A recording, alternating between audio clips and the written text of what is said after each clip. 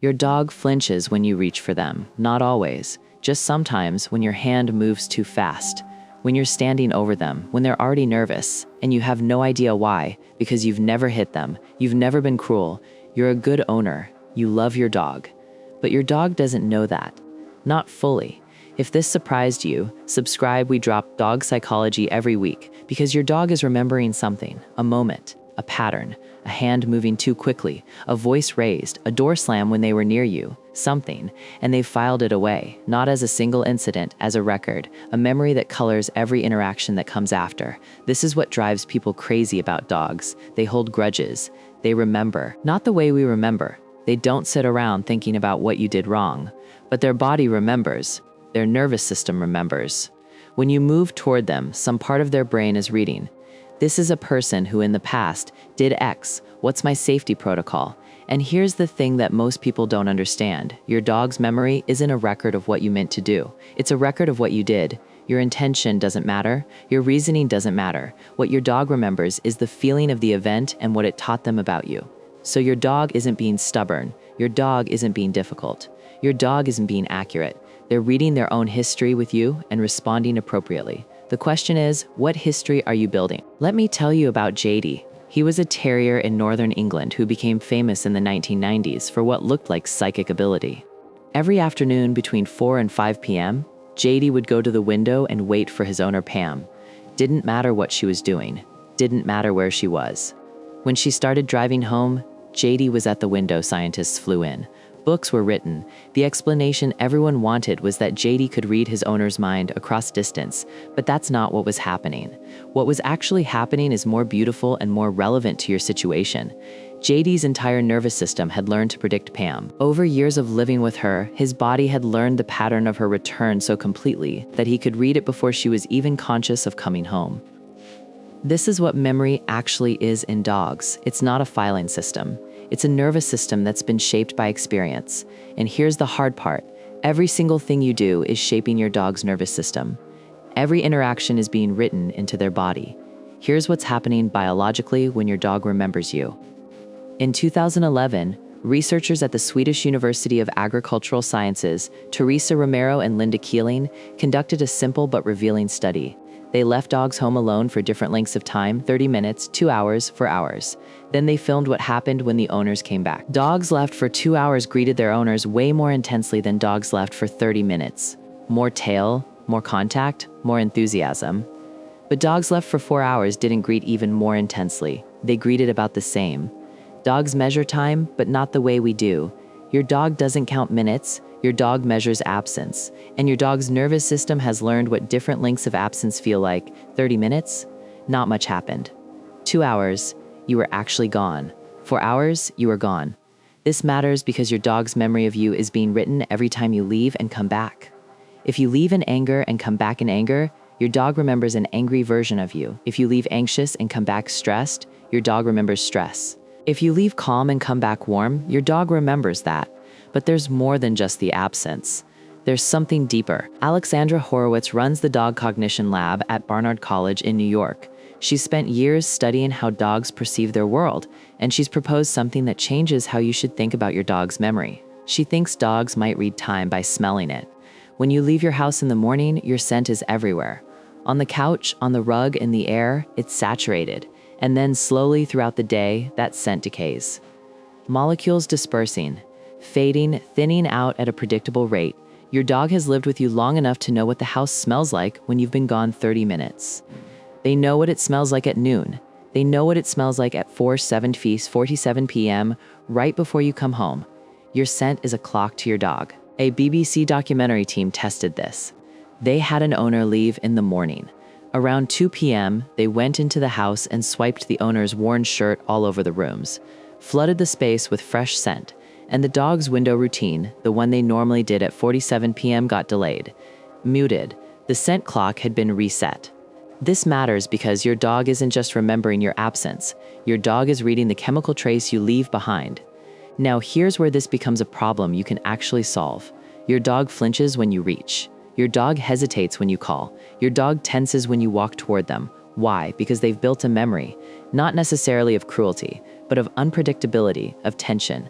of a hand that moved too fast, of a voice that was harsh, of abandonment when they needed you. And their nervous system has learned, when this person moves in this way, what's my safety response? That's not defiance, that's memory encoded in their body. Here are 3 things you can do to rebuild the memory your dog has of you. Your dog isn't remembering events, your dog is remembering the feeling of events. And more specifically, your dog is remembering what those events taught them about you. If you've been unpredictable, sometimes kind, sometimes harsh, your dog has learned, this person is unpredictable. I need to be cautious. That's not your dog being broken, that's your dog being accurate. Researchers at the University of Helsinki conducted a study in 2016 where they tested whether dogs could distinguish between humans based on their behavior. They found that dogs didn't just notice differences, they remembered them.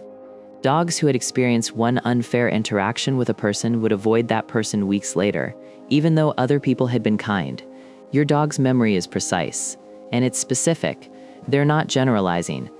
They're remembering you, not people in general, but you specifically, what you do, how you treat them, whether you're safe. If your dog flinches or hesitates around you, understand that you're looking at a memory, not a defect, not disobedience, a memory that's been written into their nervous system. The next 2 fixes are about rewriting that memory. Your dog's memory of you isn't rewritten by single moments. It's rewritten by patterns, by your consistency over time. If you've been inconsistent, sometimes angry, sometimes kind, your dog has learned to stay cautious.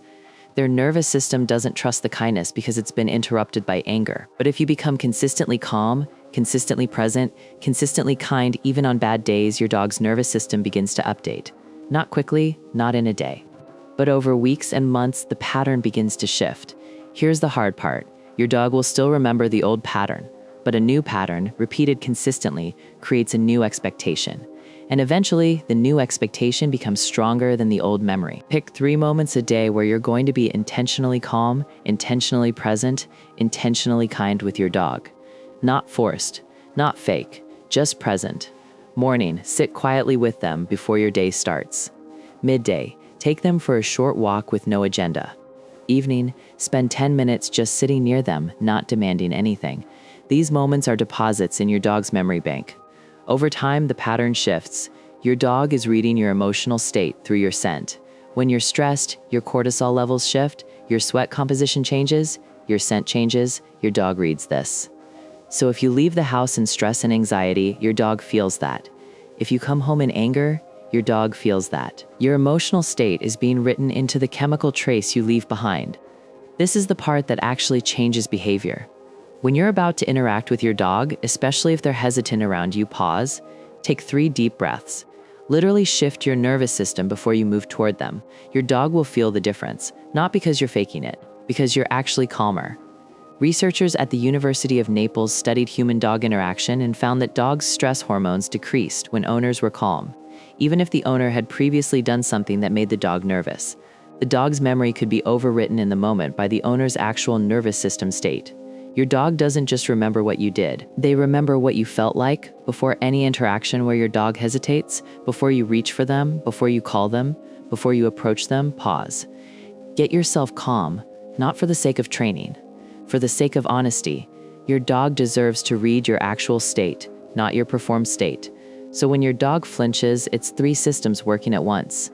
The memory of absence, the memory of emotional state, the memory of specific moments, all 3 layered together, like a chord, not individual notes. This is why simply being nice sometimes doesn't fix it. Your dog isn't just reading the niceness, they're reading the consistency behind it. The pattern, the predictability. Let's go back to your dog flinching when you reach.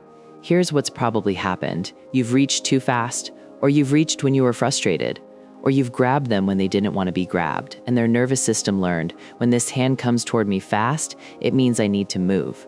Protective response, perfectly logical. Now, every time you reach, some part of their brain is checking, is this one of those moments? Your dog isn't being stubborn. Your dog is being safe. To change this, you don't need a new training technique. You need to understand the memory. Your dog isn't defiant. They're remembering, build a new pattern. Consistent calmness, consistency, presence over weeks. Manage your emotional state. Your dog reads your nervous system. When you're calm, they can calm down. That's it. No leash corrections, no punishment, no coercion. Just rebuilding the record. Here's the part that's difficult to hear. Your dog's memory of you is accurate. If your dog flinches, it's because something in your behavior has taught them to flinch. Not because they're broken, not because they're stubborn, but because they've learned. And here's the part that's hopeful. You can rebuild this. It takes time. It takes consistency. It takes managing your own nervous system so your dog can trust you. But it can be rewritten. A dog who has learned caution can learn safety.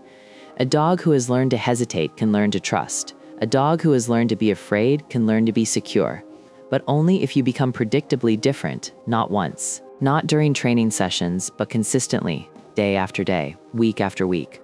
Your dog's memory is being written right now.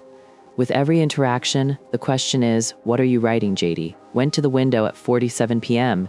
because his entire nervous system had been shaped by years of predictability. Pam came home at the same time every day.